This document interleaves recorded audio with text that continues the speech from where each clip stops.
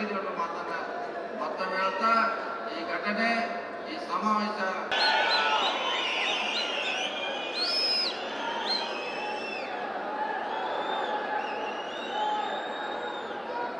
ಯಶಸ್ವಿ ಆಗಲಿಕ್ಕೆ ತಾವೆಲ್ಲ ಕಾರಣರಾಗಿದ್ದೀರಿ. ಅದಕ್ಕೆ ನಾನು ಎಲ್ಲರ ಪರವಾಗಿ ಪಕ್ಷದ ಪರವಾಗಿ ನಮ್ಮ ನಾಯಕರುಗಳ ₹100 ಖರೀದಿ ಮಾಡೋದನ್ನ ಆರೋಪ ಮಾಡಿದ್ದಾರೆ. ಮೆಡಿಕಲ್ ಕಾಲೇಜಲ್ಲಿ 200 ಕೋಟಿ ಇದ್ದ 400 ಕೋಟಿ ಮಾಡಿದ ಆರೋಪ ಇದೆ.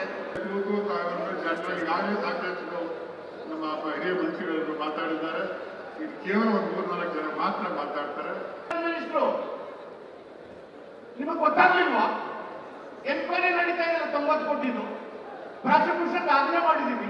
ನಿಮಗೆ ಮನವರಿಕೆ ಹಿಂದುಳಿದ ವರ್ಗಗಳ ಮೀಸಲಾತಿಯನ್ನು ಕೊಡುವ ತೀರ್ಮಾನ ಆದಾಗ ಕಮಂಡಲವನ್ನು ಹಿಡಿದು ರಥಯಾತ್ರೆಯನ್ನು ಮಾಡೋದಲ್ಲ, ಹಿಂದುಳಿದ ವರ್ಗಗಳ ಪಾದಯಾತ್ರೆ ಬರ್ತಾ ಇದ್ದಾರೆ. ಪಾದಯಾತ್ರೆ ಮಾಡಲಿಕ್ಕೆ ಯಾರಿಗೂ ತಕರಾರಿಲ್ಲ. ಅವರ ಪಾದಯಾತ್ರೆಯಲ್ಲಿ ರಾಷ್ಟ್ರೀಯ ಉದ್ದೇಶಗಳಿದ್ದಾವೆ. ಕಾಗೋಡಿನ ಭೂಮಿ ಚಳವಳಿ ಆದಾಗ ಉಡುವವನೇ ಭೂಮಿಯ ಒಡೆ ಅಂತ ಕಾಂಗ್ರೆಸ್ ಸರ್ಕಾರ ತೀರ್ಮಾನ ಮಾಡಿತು. ಉಡುವವನ ಭೂಮಿಯ ಮತ್ತು ನಮ್ಮ ಟೌನ್ ಅಧ್ಯಕ್ಷರು ಇಬ್ಬರು ನಾನು ಆತ್ಮೀಯವಾಗಿ ಸ್ವಾಗತವನ್ನು ಬಯಸ್ತಾರೆ. ನಾನು ತಮ್ಮಲ್ಲಿ ಮನವಿ ಏನಪ್ಪ ಅಂತ ಹೇಳಿದ್ರೆ, ತಾವೆಲ್ಲ ಬಹಳ ಸದಸ್ಯರುಗಳು ಗೆದ್ದಿರ್ತಕ್ಕಂಥವ್ರು, ಸೋತಿರ್ತಕ್ಕಂಥವ್ರು, ಅವ್ರಿಗೂ ಸಹ ನಾನು ಆತ್ಮೀಯವಾದಂತಹ ಸ್ವಾಗತವನ್ನು ಬಯಸ್ತೀನಿ. ಷಡ್ಯಂತ್ರಗಳು ಮಾಡ್ತಾ ಇದ್ದಾರೆ, ಸರ್ಕಾರವನ್ನ ಕಿತ್ತಾಕ್ಬೇಕು ಅನ್ನತಕ್ಕಂಥ ಪ್ರಯತ್ನ ಮಾಡ್ತಾ ಇದ್ದಾರೆ.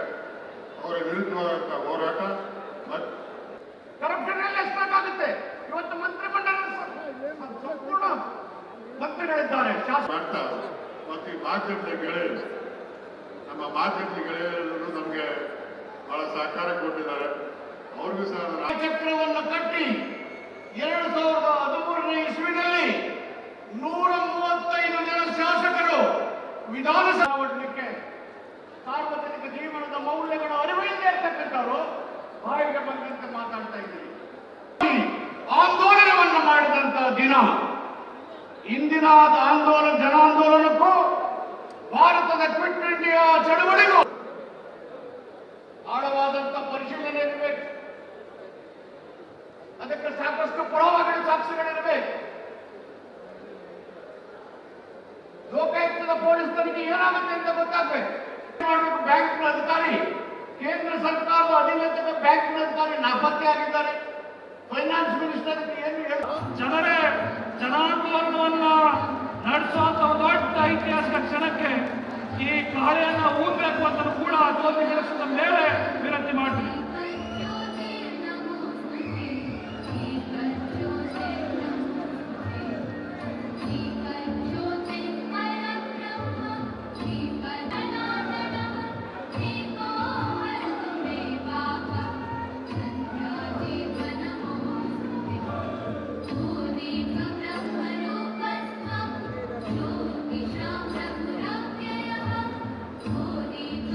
ವ್ಯವಸ್ಥೆಯನ್ನ, ಷಡ್ಯಂತ್ರವನ್ನ, ಈ ಜನತಂತ್ರ ಸರ್ಕಾರವನ್ನ ತಪ್ಪಿಸಲು ಈ ಕಹಳೆ ಕಾಂಗ್ರೆಸ್ ಪಕ್ಷಕ್ಕೆ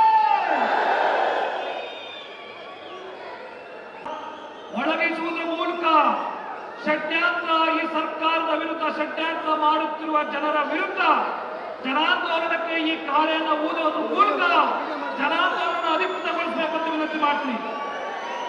ಈಗ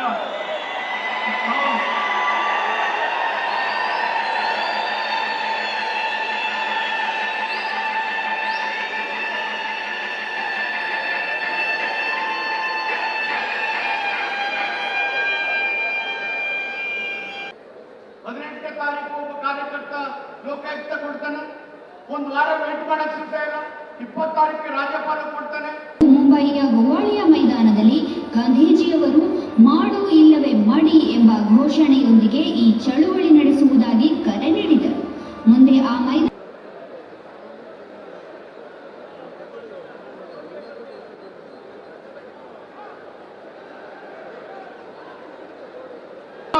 ಸುಳ್ಳು ಆರೋಪಗಳ ವಿರುದ್ಧ ಕರ್ನಾಟಕದ ಅತ್ಯಂತ ಜನಪ್ರಿಯ ವಕೀಲರು ಆಗಿರುವಂತಹ ಮತ್ತು ಇಂಡಿಯನ್ ನ್ಯಾಷನಲ್ ಕಾಂಗ್ರೆಸ್ ಪಾರ್ಟಿಯ ಸಾಮಾಜಿಕ ಜಾಲತಾಣಗಳಲ್ಲಿ ಇದರ ಸಾಫ್ಟ್ ಕಾಪಿಯನ್ನ ವಿತರಿಸುತ್ತೇವೆ. ಕರ್ನಾಟಕ ರಾಜ್ಯದ ಎಲ್ಲ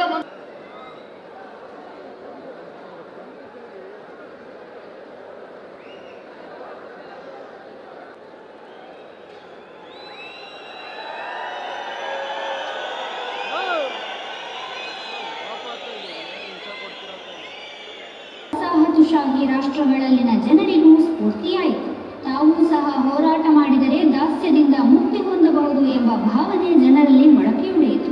ಇದು ಭಾರತದ ಹೋರಾಟಕ್ಕೆ ಸಿಕ್ಕ ದೊಡ್ಡ ಯಶಸ್ಸು ಕೂಡ ಆಯಿತು.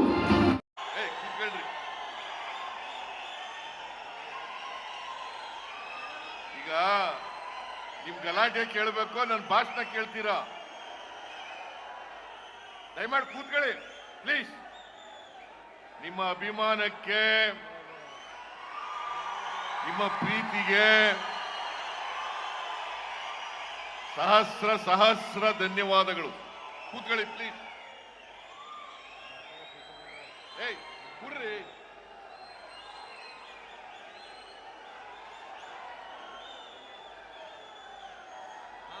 ಏಯ್ ಬಿಡಪ್ಪ, ಸಾಕು ಬಿಡು.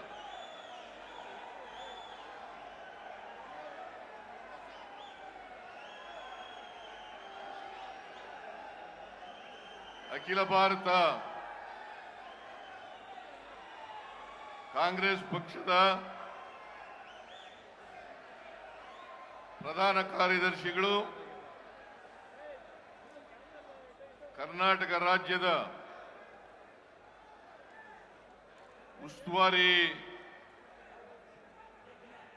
ಉಸ್ತುವಾರಿಗಳು ಆದಂತ ಮಾನ್ಯ ಸುರ್ಜೇವಾಲಾ ಅವರೇ, ಪ್ರದೇಶ ಕಾಂಗ್ರೆಸ್ ಸಮಿತಿಯ ಅಧ್ಯಕ್ಷರು, ರಾಜ್ಯದ ಉಪಮುಖ್ಯಮಂತ್ರಿಗಳು ಆದಂತ ಶ್ರೀ ಡಿ.ಕೆ. ಶಿವಕುಮಾರ್ ಅವರೇ,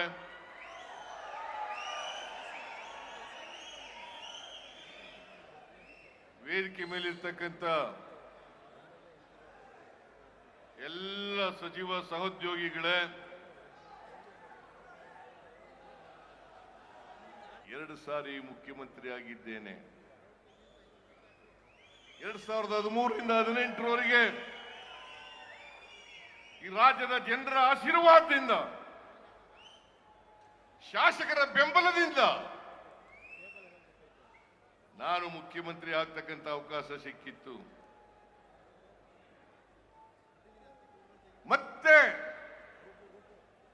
2023 ಮೇ 20ರಿಂದ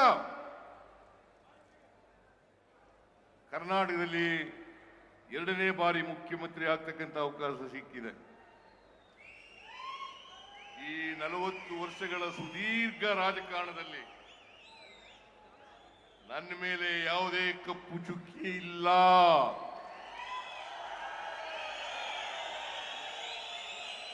ನನ್ನ ರಾಜಕೀಯ ಜೀವನ ತೆರೆದ ಪುಸ್ತಕ. ನಾನು ಇಷ್ಟೆಲ್ಲ ಅಧಿಕಾರ ಸಿಕ್ಕಿದ್ರು ಕೂಡ ನನಗೆ ಆಸ್ತಿ ಮಾಡ್ತಕ್ಕಂಥ ವ್ಯಾಮೋಹ ಬರಲಿಲ್ಲ. ನನ್ನ ಕುಟುಂಬಕ್ಕೆ ಬರಲಿಲ್ಲ. ನನ್ನ ಧರ್ಮಪತ್ನಿ ಹೆಂಡತಿ ಪಾರ್ವತಿ ಯಾವತ್ತೂ ಕೂಡ ಸಾರ್ವಜನಿಕ ಸಭೆಗಳಿಗೆ ಬಂದಿಲ್ಲ.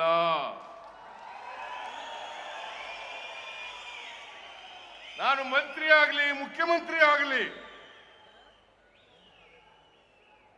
ಪ್ರಮಾಣ ವಚನ ಸ್ವೀಕಾರ ಮಾಡತಕ್ಕಂಥ ಸಮಾರಂಭಕ್ಕೂ ಬಂದಿಲ್ಲ. ಬಹುಶಃ ಇಲ್ಲಿ ಕೂತಿರ್ತಕ್ಕಂಥ ಅನೇಕ ಜನರು ನನ್ನ ಹೆಂಡತಿ ಮುಖನೂ ಕೂಡ ನೋಡಿಲ್ಲ.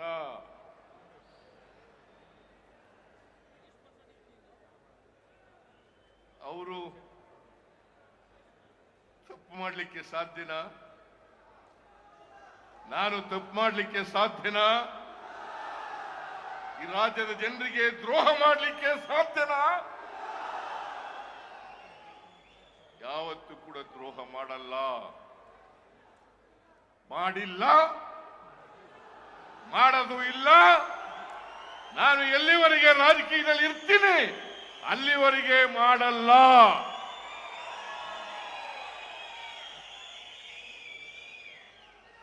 ಈ ಸಮಾಜದ ಶೋಷಿತರ ಪರವಾಗಿ, ಬಡವರ ಪರವಾಗಿ, ಪರಿಶಿಷ್ಟ ಜಾತಿ ಪರಿಶಿಷ್ಟ ವರ್ಗದವರ ಪರವಾಗಿ ಅವರನ್ನ ಸಾಮಾಜಿಕವಾಗಿ ಆರ್ಥಿಕವಾಗಿ ಸಮಾಜದಲ್ಲಿ ಶಕ್ತಿ ಕೊಟ್ಟು ಅವರನ್ನು ಕೂಡ ಮುಖ್ಯವಾಹಿನಿಗೆ ತರಬೇಕು ಅಂತಕ್ಕಂಥ ಹಂಬಲ ಬಿಟ್ರೆ ಆಸ್ತಿ ಮಾಡಬೇಕು, ಜಮೀನುಗಳಲ್ಲಿ ಮಾಡಬೇಕು, ಪ್ರಾಪರ್ಟಿ ಮಾಡಬೇಕು, ಬಿಲ್ಡಿಂಗ್ಗಳನ್ನು ಕಟ್ಟಬೇಕು ಅಂತಕ್ಕಂಥ ವ್ಯಾಮೋಹ ಇಲ್ಲ. ನಾನು ರಾಜಕೀಯ ಪ್ರಾರಂಭ ಮಾಡಿದ್ದು 0 ಇಂದ.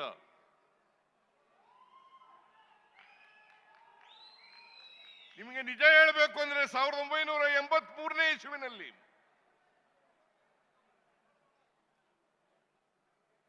ನಾನು ಡಿಪಾಸಿಟ್ ಹಣ ಕಟ್ಟಬೇಕಾದ್ರೆ ನನ್ನ ಹತ್ರ ₹1 ಇರಲಿಲ್ಲ. ನಾನು ಕೋರ್ಟ್ನಲ್ಲಿ ಲಾಯರ್ ಕೆಲಸ ಮಾಡ್ಕೊಂಡಿದ್ದೆ. ಮೈಸೂರು ತಾಲೂಕಿನ ಚಾಮುಂಡೇಶ್ವರಿ ಕ್ಷೇತ್ರದ ಎಲ್ಲ ಜನರು ಬಂದು ನೀವು ಚುನಾವಣೆಗೆ ನಿಲ್ಲೇಬೇಕು ಅಂತ ಹೇಳಿದ್ರು. ನಮ್ಮ ಆಫೀಸ್ ಕ್ಲರ್ಕ್ ಆನಂದ ಇವತ್ತು ಬದುಕಿಲ್ಲ. ಅವನಿಗೆ ಹೇಳಿ ಅವತ್ತು ಡಿಪಾಸಿಟ್ ಹಣ ₹250. ₹250 ಕೂಡ ನನ್ನ ಹತ್ರ ಇರಲಿಲ್ಲ. ಆ ₹250 ಆನಂದ ಕಟ್ಟದ. ಜನರೇ ದುಡ್ಡು ಕೊಟ್ಟು ಎಲೆಕ್ಷನ್ ಅನ್ನ ಗೆಲ್ಲಿಸಿದ್ರು. ಇಡೀ ಚುನಾವಣೆಗೆ ನಾನು ಸ್ವತಂತ್ರ ಅಭ್ಯರ್ಥಿಯಾಗಿದ್ದೆ. ಚುನಾವಣೆಗೆ ಜನರೇ ದುಡ್ಡು ಕೊಟ್ಟು ಒಟ್ಟು ಖರ್ಚಾದಂತ ಹಣ ₹63,000.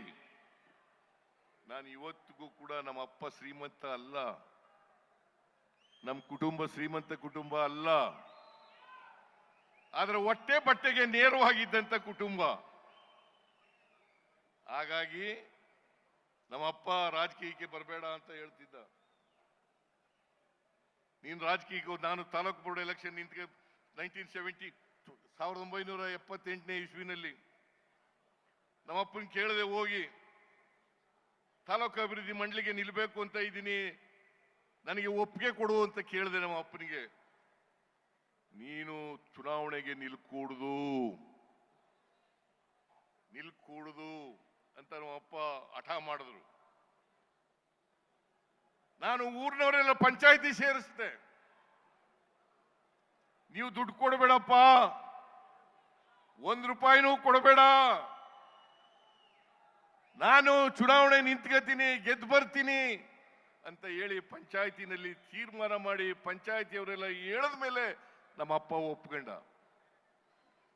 ಹಾಗಾಗಿ ಇಡೀ ತಾಲೂಕು ಬೋರ್ಡ್ ಎಲೆಕ್ಷನ್ಗೆ ನಾನು ಮತ್ತು ಮಹೇಶ MLC ಆಗಿದ್ರು.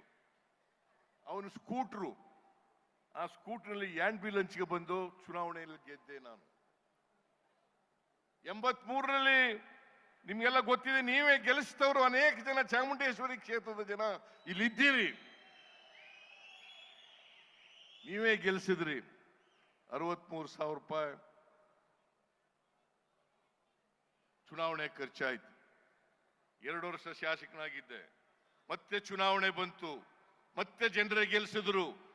ನನ್ನ 9 ಚುನಾವಣೆಗಳನ್ನು ಕೂಡ ಜನರೇ ಗೆಲ್ಲಿಸಿದ್ದಾರೆ ಹೊರತು ನಾನು ಮನೆಯಿಂದ ₹1 ಖರ್ಚು ಮಾಡಿಲ್ಲ.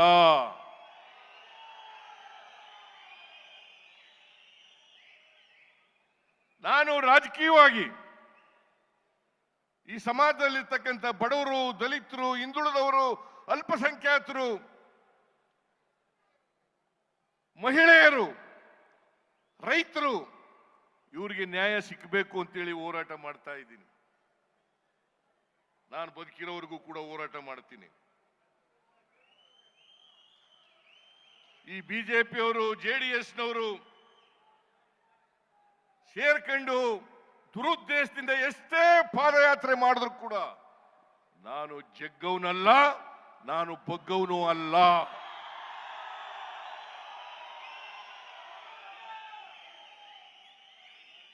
ನಾನು ಜಗ್ಗವನು ಅಲ್ಲ, ಬಗ್ಗವನು ಅಲ್ಲ.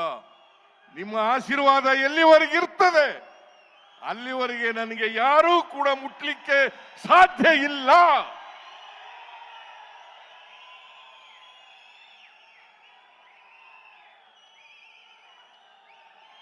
ನಿಮ್ಮ ಆಶೀರ್ವಾದ ಇರೋವರೆಗೆ ನಾನು ಮುಟ್ಟಕ್ಕಾಗುತ್ತಾ? ಈ ಬಿಜೆಪಿಯವರು ಜೆಡಿಎಸ್ನವರು ನನ್ನನ್ನು ಅಲುಗಾಡಿಸ್ಲಿಕ್ಕಾಗುತ್ತಾ? ನಮ್ಮ ಸರ್ಕಾರ ತೆಗೆದಾಕಕ್ಕಾಗುತ್ತಾ? ಯಾಕಂತಂದ್ರೆ ನಾ 2ನೇ ಸಾರಿ ಮುಖ್ಯಮಂತ್ರಿ ಆಗ್ಬಿಟ್ಟಿದ್ದೀನಿ. ದೇವರಾಜ ಅರಸರವರ ನಂತರ ಸಂಪೂರ್ಣ 5 ವರ್ಷಗಳನ್ನ ಪೂರೈಸಿರ್ತಕ್ಕಂಥ ಯಾರಾದರೂ ಮುಖ್ಯಮಂತ್ರಿ ಇದ್ರೆ ಅದು ಸಿದ್ದರಾಮಯ್ಯ ಅಂತಕ್ಕಂಥದ್ದನ್ನ ಕರ್ನಾಟಕದಲ್ಲಿ ತಿಳ್ಕೋಬೇಕಾಗ್ತದೆ. ಅದಕ್ಕೆ ಹೊಟ್ಟೆ ಉರಿ ಅವರಿಗೆ.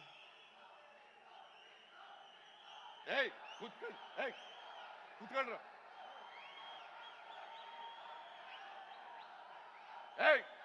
ಕೂತ್ಕೊಂಡ್ರು.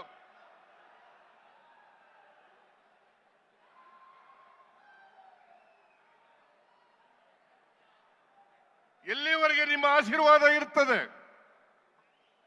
ನಿಮ್ಮ ಪ್ರೀತಿ ಅಭಿಮಾನ ಇರ್ತದೆ, ಅಲ್ಲಿವರೆಗೆ ಬಿಜೆಪಿಯವರಿಂದಾಗಲಿ ಜೆಡಿಎಸ್ನವರಿಂದಾಗಲಿ ನನ್ನನ್ನು ಅಲುಗಾಡಿಸ್ಲಿಕ್ಕೆ ಸಾಧ್ಯ ಇಲ್ಲ, ನಮ್ಮ ಸರ್ಕಾರವನ್ನ ಅಲುಗಾಡಿಸ್ಲಿಕ್ಕೆ ಸಾಧ್ಯ ಇಲ್ಲ. ನನಗೆ ಗೊತ್ತಿದೆ, ನೀವೆಲ್ಲರೂ ಕೂಡ ಯೋಧರಂತೆ ಹೋರಾಟ ಮಾಡೇ ಮಾಡ್ತೀರಿ ನನ್ನ ಪರವಾಗಿ ಅಂತಕ್ಕಂಥ ಸಂಪೂರ್ಣ ವಿಶ್ವಾಸ ನನ್ನಲ್ಲಿದೆ.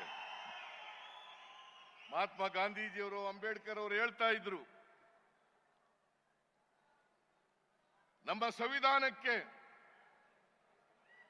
ಕಿಂಚಿತ್ತು ಆಪತ್ತು ಬಂದಾಗ ನೀವೆಲ್ಲ ಹೋರಾಟವನ್ನು ಮಾಡಿ ಪ್ರಜಾಪ್ರಭುತ್ವವನ್ನು ಉಳಿಸಬೇಕು, ಸಂವಿಧಾನವನ್ನು ಉಳಿಸಬೇಕು ಅಂತಕ್ಕಂಥ ಮಾತುಗಳನ್ನು ಹೇಳ್ತಾ ಇದ್ರು. ಇವತ್ತು ನಾವು ಪ್ರಜಾಪ್ರಭುತ್ವಕ್ಕಾಗಿ, ಸಂವಿಧಾನಕ್ಕಾಗಿ ನಿಮ್ಮ ಆಶೀರ್ವಾದ ಬಲದಿಂದ ಹೋರಾಟವನ್ನು ಮಾಡ್ತಾ ಇದ್ದೇವೆ.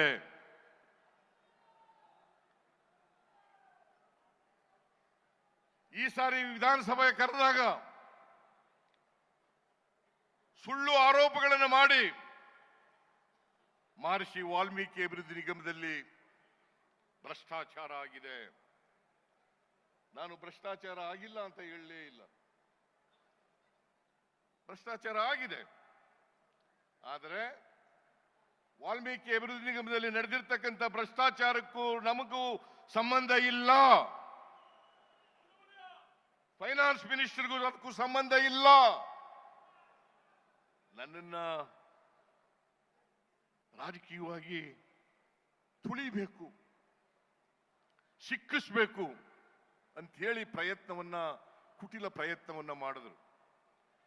ಇಡೀ ಸದನ 10 ದಿನಗಳ ಕಾಲ ಕರೆದಿದ್ದು ನಾವು, 2 ವಾರ ಬರೀ ಇದೊಂದೇ ಇಶ್ಯೂ ಮೇಲೆ ಚರ್ಚೆ ಆಯ್ತು. ಏನು ಸಿಗ್ಲಿಲ್ಲ. ಎಲ್ಲ ಜೆಡಿಎಸ್ನವರು ಮತ್ತು ಬಿಜೆಪಿಯವರು ನಾವು ಅವ್ರಿಗೆಲ್ಲ ಚರ್ಚೆ ಮಾಡಲಿಕ್ಕೆ ಅವಕಾಶವನ್ನು ಕಲ್ಪಿಸಿಕೊಟ್ಟು ಬಹಳ ದೀರ್ಘಕಾಲ R Ashoka leader of the opposition 2 ದಿನ ಮಾತಾಡಿದ್ರು.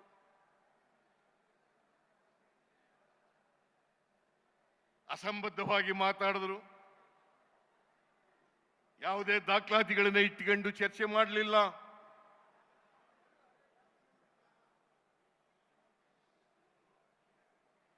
ಇವತ್ತು ಏನಾದ್ರೂ ನಾನು ಕೂಡಲೇ ಈ ವಿಚಾರ ಪ್ರಸ್ತಾಪ ಆದ ತಕ್ಷಣ, ಪತ್ರಿಕೆಯಲ್ಲಿ ಬಂದ ತಕ್ಷಣ SIT ರಚನೆ ಮಾಡಿ ತನಿಖೆ ಮಾಡಲಿಕ್ಕೆ ಪ್ರಾರಂಭ ಮಾಡಿತು. ಯಾರು ವಾಲ್ಮೀಕಿ ಅಭಿವೃದ್ಧಿ ನಿಗಮ ಮಂಡಲದಲ್ಲಿ ಆರೋಪಿಗಳಿದ್ದಾರೆ, ಅವರೆಲ್ಲರನ್ನು ಕೂಡ ಅರೆಸ್ಟ್ ಮಾಡಿದ್ರು. 12 ಜನರನ್ನು ಅರೆಸ್ಟ್ ಮಾಡಿಸಿದ್ದೀವಿ.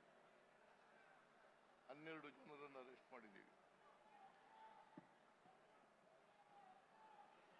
ಸ್ಪೆಷಲ್ ಇನ್ವೆಸ್ಟಿಗೇಷನ್ ಟೀಮ್ ಒಟ್ಟು ವಾಲ್ಮೀಕಿ ಅಭಿವೃದ್ಧಿ ಮಂಡಳಿನಲ್ಲಿ 84,63,00,000 ಭ್ರಷ್ಟಾಚಾರ ಆಗಿರ್ತಕ್ಕಂಥದ್ದು. 84,63,00,000. ಅದು ಅಲ್ಲಿರ್ತಕ್ಕಂಥ ಅಧಿಕಾರಿಗಳು ಮತ್ತೆ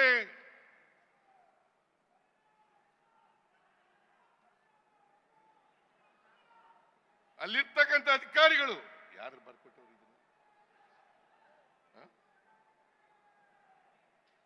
ಇದನ್ನು? ಅಲ್ಲಿರ್ತಕ್ಕಂಥ ಅಧಿಕಾರಿಗಳು ಭ್ರಷ್ಟಾಚಾರದಲ್ಲಿ ಶಾಮೀಲಾಗಿದ್ದಾರೆ ಅಂತೇಳಿ ಚಾರ್ಜ್ ಶೀಟ್ ಆಗಿದೆ. ಬಹುಶಃ ಇಂಥ ಹಗರಣದಲ್ಲಿ SIT ಪೊಲೀಸ್ನವರು 50 ಕೋಟಿ ರೂಪಾಯಿಗಳನ್ನ ರಿಕವರ್ ಮಾಡಿದ್ದಾರೆ. 50 ಕೋಟಿ ರೂಪಾಯಿಗಳನ್ನ ರಿಕವರ್ ಮಾಡಿದ್ದಾರೆ. 46 ಕೋಟಿ ರೂಪಾಯಿಗಳನ್ನ ಹೈದರಾಬಾದ್ನಲ್ಲಿರ್ತಕ್ಕಂಥ ಸೊಸೈಟಿ, ಆ ಸೊಸೈಟಿಗೆ 46 ಕೋಟಿಗಳನ್ನ ಸೀಜ್ ಮಾಡಿದ್ದಾರೆ. ಈಗ ಚಾರ್ಜ್ ಶೀಟ್ ಕೂಡ ಸಲ್ಲಿಸಿದ್ದಾರೆ. ಈ ಇಡಿಯವರು ಸುವೋಮೋಟೋ ಎಂಟರ್ ಆಗ್ಬಿಟ್ಟಿದ್ದಾರೆ. ಯಾವುದೇ ಎವಿಡೆನ್ಸ್ ಇಲ್ಲ, ಯಾವುದೇ ಸಾಕ್ಷ್ಯ ಇಲ್ಲ. ಆದರೂ ಕೂಡ ನನ್ನನ್ನ ಹೇಗಾದ್ರೂ ಮಾಡಿ ಸಿಕ್ಕಿಸ್ಬೇಕು ಅಂತೇಳಿ ಪ್ರಯತ್ನವನ್ನು ಮಾಡಿದ್ರು. ಅಲ್ಲಿ ಫೈನಾನ್ಸ್ ಡಿಪಾರ್ಟ್ಮೆಂಟ್ನವರು ರೋಲ್ನಲ್ಲಿ ಇಲ್ಲ ಅಂತ ಗೊತ್ತಾದ ಮೇಲೆ ಈಗ ಸುಮ್ಮನಾಗಿದ್ದಾರೆ. ನಾವು ಕೂಡಲೇ ತನಿಖೆ ಮಾಡಿಸಿ ಚಾರ್ಜ್ ಶೀಟ್ ಕೂಡ ಹಾಕಿದ್ದೀವಿ. ಅದು ವಿಫಲ ಆದಮೇಲೆ ಈಗ ಮೂಢ ಹಗರಣ ಅಂತ ಹೇಳಕ್ ಶುರು ಮಾಡಿದ್ದಾರೆ. ಅದು ಹಗರಣನೇ ಅಲ್ಲ, ಹಗರಣನೇ ಅಲ್ಲ. ಕೂತ್ಕೊಳ್ರಿ, ಕೂತ್ಕೊಳ್ರಿ. ಹಗರಣನೇ ಅಲ್ಲ. ಹಗರಣ ಹಗರಣ ಹಗರಣ ಹಗರಣ ಅಂತೇಳಿ ಬೊಬ್ಬೆ ಇಡ್ಲಿಕ್ಕೆ ಶುರು ಮಾಡಿದ್ದಾರೆ. ಬೊಬ್ಬೆ ಇಡ್ಲಿಕ್ಕೆ ಶುರು ಮಾಡಿದ್ದಾರೆ. ಅಲ್ಲಿ ಯಾವುದೇ ತಪ್ಪು ಮಾಡಿಲ್ಲ, ನನ್ನ ಆದೇಶ ಇಲ್ಲ, ನನ್ನ ಪತ್ರ ಇಲ್ಲ, ನನ್ನ ಸ್ಟೇಟ್ಮೆಂಟ್ ಇಲ್ಲ. ಆದರೂ ಕೂಡ ಸಿದ್ದರಾಮಯ್ಯ ರಾಜೀನಾಮೆ ಕೊಡಬೇಕು, ಸಿದ್ದರಾಮಯ್ಯ ರಾಜೀನಾಮೆ ಕೊಡಬೇಕು. ಯಾರು ಅಶೋಕ, ಯಡಿಯೂರಪ್ಪ, ವಿಜಯೇಂದ್ರ, ಕುಮಾರಸ್ವಾಮಿ, ಇವ್ರಿಗೆ ಯಾವ ನೈತಿಕತೆ ಇದೆ? ಇವರಿಗೆ ನನ್ನ ರಾಜೀನಾಮೆ ಕೇಳ್ತಕ್ಕಂಥ ಯಾವ ನೈತಿಕತೆ ಇದೆ? ಯಡಿಯೂರಪ್ಪನವರು ಅವ್ರಿಗೇನಾದ್ರು ಮಾನ ಮರ್ಯಾದೆ ಇದ್ದಿದ್ರೆ ರಾಜಕೀಯದಿಂದ ನಿವೃತ್ತಿ ಆಗಬೇಕಾಗಿತ್ತು. 82 ವರ್ಷ ಅವರಿಗೆ, 82 ವರ್ಷ ಸೆಕ್ಷುವಲ್ ಹರಾಸ್ಮೆಂಟ್ ಮಾಡಿ ಪೋಕ್ಸೋ ಕೇಸ್ನಲ್ಲಿ ಸಿಕ್ಕಾಕೊಂಡು ಚಾರ್ಜ್ ಶೀಟ್ ಹಾಕಿದ್ದಾರೆ ಅವ್ರ ಮೇಲೆ. ಪೋಕ್ಸೋ ಕೇಸ್ನಲ್ಲಿ